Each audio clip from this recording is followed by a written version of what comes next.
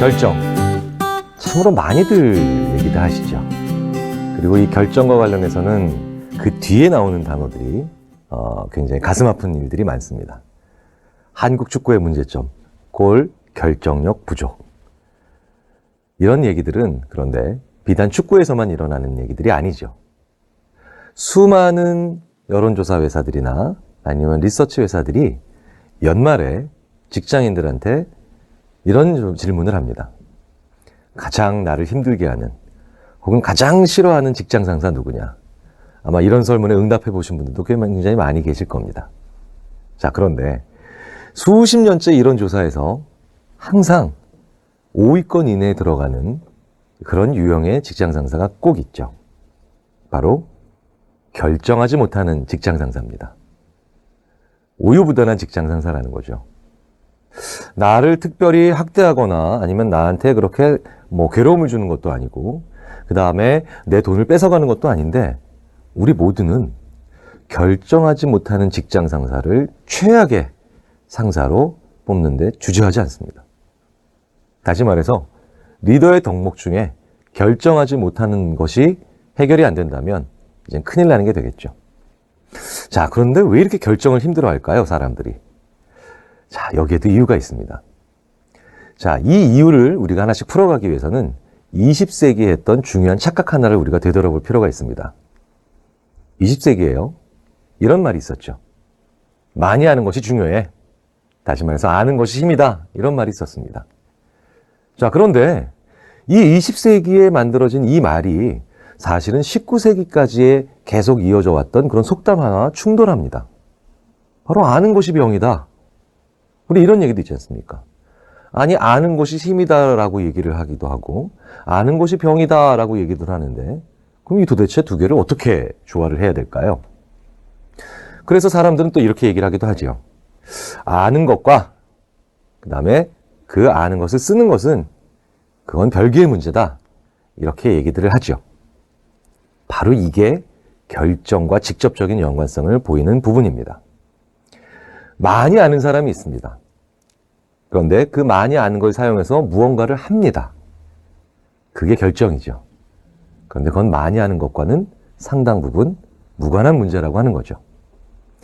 자, 재밌는 건 우리는 많이 알기 때문에 리더의 위치에 갑니다. 하지만 리더가 되고 난 다음에 이제 내가 알고 있는 많은 것들을 어떻게 써야 되느냐, 이 문제는 이제 새로운 도전으로 나한테 다가오게 되는 거죠. 자, 그렇다면 일단 결정이라고 하는 것이 사실은 내 의지대로만 되는 것이냐, 혹은 나도 모르는 사이에 얼마든지 일어날 수 있는 것이 아니냐, 이 두 가지 중에 어떤 것이 얼마나 힘을 더 발휘하는지에 대해서 한번 알아보도록 하겠습니다. 굉장히 재미있는 조사 결과가 있었죠. 장기 기증에 참여하는 비율, 운전자들의 장기 기증의 프로그램에 참여하는 비율을 유럽 각국에 대해서 조사해 본 적이 있습니다. 100%, 98%, 86% 이렇게 굉장히 높은 나라들이 있죠. 그런데 덴마크, 네덜란드, 영국, 우리가 생각했을 때 굉장히 시민의식도 높고 선진국이라고 생각하는데 이런 나라들은 오히려 굉장히 비율이 낮습니다. 자, 왜 이런 일이 일어날까? 이런 커다란 격차가 벌어졌을까? 같은 유럽 국가들 사이에서도 조사를 해봤는데 마땅히 그 실마리를 찾지를 못했거든요. 근데 재밌는 건 이게 어처구니 없는 곳에 그 비밀이 숨어 있다는 거죠.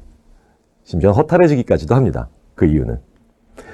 자, 우리나라도 운전면허 시험장에 가면은 시험을 볼 때 그 원서를 작성하죠. 굉장히 적을 게 많습니다. 그래서 뒷면쯤 가게 되면 이제 옵션입니다. 표시해도 되고, 그 다음에 기록해도 되고, 혹은 기록하지 않아도 된다. 이러면 대부분의 사람들이 이제 진이 빠져서 그냥 거기는 놔둡니다. 자, 어떤 나라에서는 그 운전 빼곡히 적어야 되는 응시 원서 뒷면에 이렇게 적혀 있습니다. 당신이 만약에 장기 기증 프로그램에 참여하고 싶으면 바로 옆 칸의 박스에 체크하세요.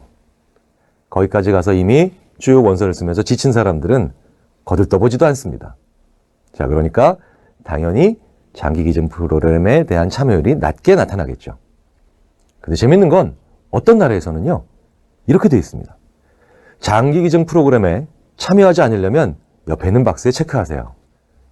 여기도 원서 쓰다가 이미 진이 빠진 사람들이 이제 거들떠보지도 않습니다. 이러면 뭡니까? 이제 거의 대부분의 사람들이 자동적으로 장기기증 프로그램에 참여하게 되는 거죠. 자, 우리는요, 굉장히 많은 경우에 내 의지대로 판단하고 결정 내릴 수 있는 것 같지만 이렇게 우리도 모르는 사이에 우리가 만들어내는 결정들은 굉장히 많습니다. 그렇기 때문에 결정은 누가 내리는가? 당연히 리더인 나지. 굳이 리더가 아니라도 나 자신이 내리는 거지 라고 하지만 사실은 그렇지 않은 경우가 많죠.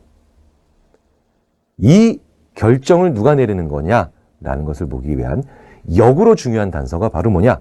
우리가 머뭇거리는 이유를 살펴볼 필요가 있습니다. 20세기에는 우리가 생각을 해서 판단이 내려지면 그 판단대로 우리가 결정하고 행동한다라고 생각을 해왔습니다. 이거 20세기 때까지 우리가 인간에 대해서 가지고 있었던 중요한 착각 중에 하나죠. 왜냐하면 우리가 생각한 대로 결정하고 행동하지 않는 경우가 굉장히 많거든요. 저도 얼마 전에 전자레인지가 고장이 나서 마트에 가서 전자레인지를 사려고 들어갔습니다. 그런데 저도 깜짝 놀랐습니다. 계산대에서 계산하려고 보니까 제가 디지털 카메라를 손에 쥐고 있더군요. 생각과 행동이 달라지는 겁니다. 여성들도 이런 경우 굉장히 많습니다. 나 오늘 화장품 사러 가야지 라고 백화점에 갔는데 나올 때 보면 가방 사가지고 나온 사람들. 굉장히 많은 경우에 우리는 생각과 행동이 불일치합니다. 20세기에는 그 이유가 머리가 나빠서 그런 거야? 그래서 인지 때문이 아닐까? 혹은 성격이 안 좋아서 그런 거야? 정서. 이렇게 두 가지 중에 하나로 생각을 했었습니다. 이게 바로 그 유명한 IQ와 EQ의 논쟁이죠.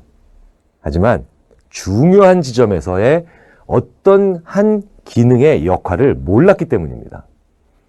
바로 생각과 결정 사이에 감정이라고 있는 것이죠. 이 감정의 결제, 다시 말해서 최종 확인 도장을 받지 못하면 생각을 아무리 했다 손 치더라도 우리는 결정이라고 하는 시행을 못 만들어냅니다. 그리고 우린 계속 머뭇거리게 돼서 생각을 계속하는 거죠. 이 사이클을 이해하지 못했기 때문에 우리는 왜 결정이 힘든 것이냐, 이거를 조금도 실마리를 찾지 못했던 겁니다. 뇌에서 정서가 망가진 사람들이 있습니다.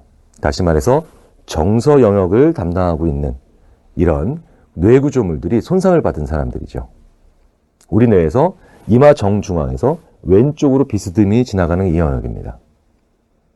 이 영역을 손상받은 사람들은요, 수학 문제 푸는 것, 퍼즐, 논리적인 사고 이런 것에서는 크게 영향을 안 받습니다.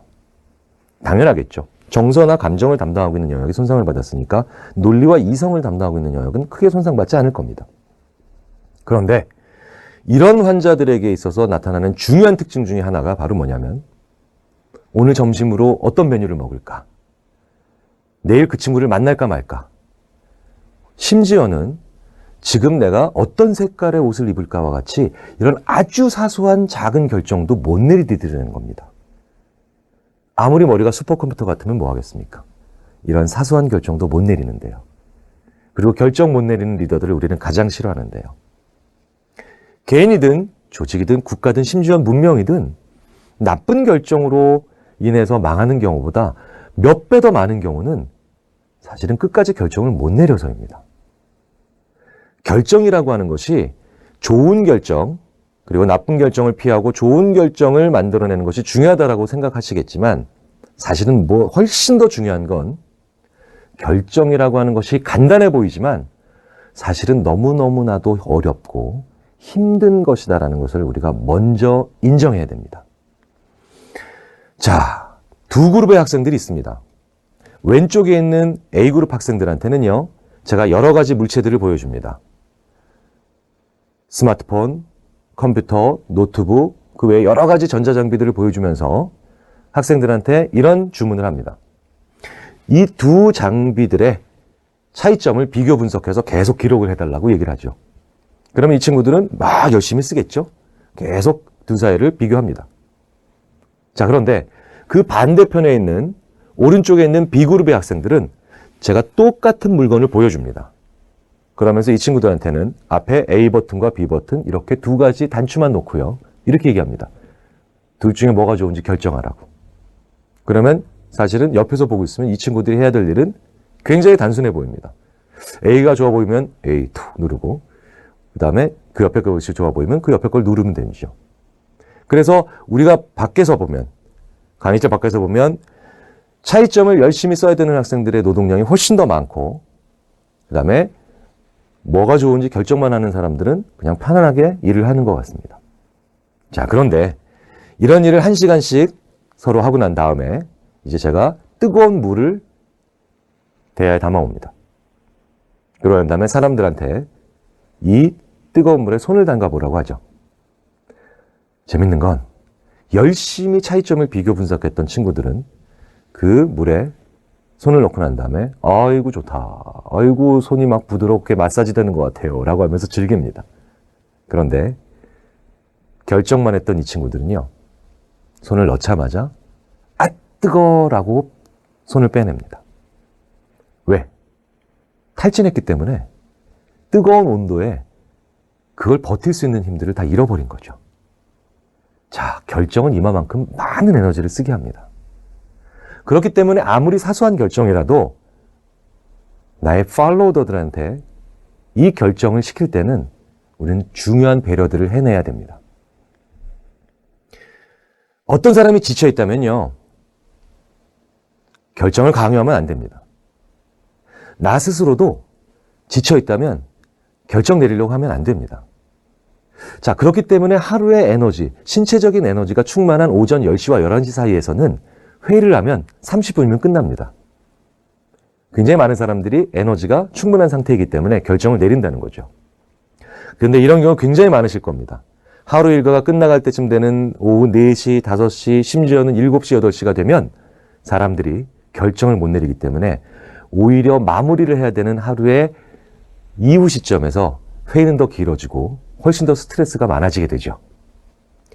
지쳐있다면, 만약에 내가 지쳐있다면 결정하려고 하지 마십시오. 그리고 다른 사람이 지쳐있다면 결정을 강요하지도 말아야 됩니다. 그 에너지를 되찾을 때까지 기다려야 됩니다. 결정을 내린 사람도 그렇기 때문에 내 생각보다는 훨씬 더 지쳐있을 가능성이 높습니다. 그렇기 때문에 아주 간단한 일을 시킬 때도 조심해야 됩니다. 그리고 연이은 결정을 강요하지 말아야 되겠죠. 자, 그렇게 치자면 내가 신체적으로 에너지가 충만한 상태에서 좋은 결정이 나온다는 건 당연하겠죠. 우리가 세계 최고의 기업들이라고 불리는 그런 것들을 보면 사실은 기업이 가지고 있는 대단히 중요한 역량들 못지않게 이런 기업들이 잘 먹고 잘 쉬게 해주는 회사이라는 그런 공통점을 볼 수가 있습니다. 잘 먹고 잘 쉬게 해주는 회사가 결과적으로 일을 잘하는 것처럼 보이는 이유가 바로 그 에너지를 통해서 결정을 제때 내리기 때문이죠. 결정 앞에서 신체적인 에너지, 그리고 이 신체적인 에너지로 정신적 에너지를 확보하는 것을 우리가 항상 명심을 해야 됩니다.